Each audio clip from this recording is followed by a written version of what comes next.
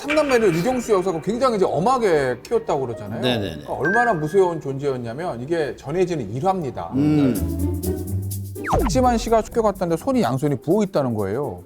양손이 보여요. 네, 네, 예. 어머니가 물어봤을 거 아니에요. 네. 너 뭐냐? 그랬더니 학교에서 숙제를 안 해가지고 선생님한테 맞았다는 거예요. 손바닥을. 예. 그런데 유경수 여사가 딱 듣고 나서 전화를 했다는 거예요. 학교에. 뭐라고 그랬을 것 같아요? 선생님이시죠? 직장을 참 알아보세요, 다른 데로. 교양 있으신데 근데. 당시에 유경수 여사가 선생님한테 숙제를 안 해올 때는 사정없이 꾸짖어 주십시오. 더 혼내주세요. 이렇게 얘기를 했다라는 거예요. 근데 나는 하나 약간 좀 과연 선생님이 청운초등학교 나왔다 그러잖아요. 네네. 박지만 숙제 안 했어? 일로 와. 때려. 아, 선생님이 때렸을까? 아니 그래도 영식인데 아, 근데 이런 거 아닌가? 때려놓고 보니까 이런 거 아니야? 근데 그런 걸 다 떠나서도 네네. 저거 자체가 난처합니다. 부담이 부담입니다. 그럼요. 부담이에요. 그럴 수밖에 없죠. 아니 뭐 이런 사례도 있지만 아무래도 대통령의 자녀들이다 보니까 좀 특별한 교육도 있지 않았겠어요? 특별한 교육보다 좀 약간 특수한 교육을 오, 좀 특수하다. 집에서 많이 받았다고 해요. 박정희 전 대통령하고 뭐 항상 이제 식사하는 자리에서 아빠가 내주는 토론의 주제로 토론을 했어야 되는데 야, 수출이 우리나라가 먹고 살 길이다. 그런데 수출 몇 억 달러 달성이 어렵겠다. 어떻게 생각하느냐. 그리고 이제 삼남매 데리고 차를 타고 한강변을 달리거나 이럴 때 북쪽에서부터 다리 이름 대봐라. 터널 이름 대봐라. 대통령의 자제로서 이 정도 상식은 갖춰야 된다라는 좀 그런 교육 같아요. 기본적인 거였겠죠.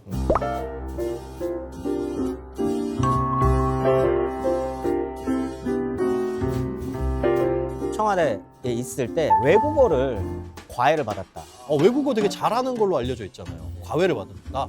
그냥 영어뿐만 아니라 뭐 프랑스어라든지 다양한 외국어를 과외를 받았고 대통령 시절에도 되게 외국어 잘하는 걸로 소문이 났었잖아요.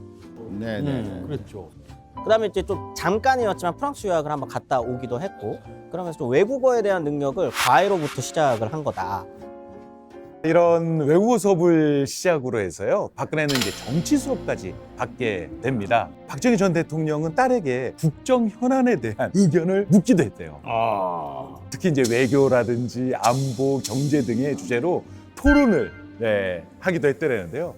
아버지는 훌륭한 선생님이었고 나는 착실한 학생이었다.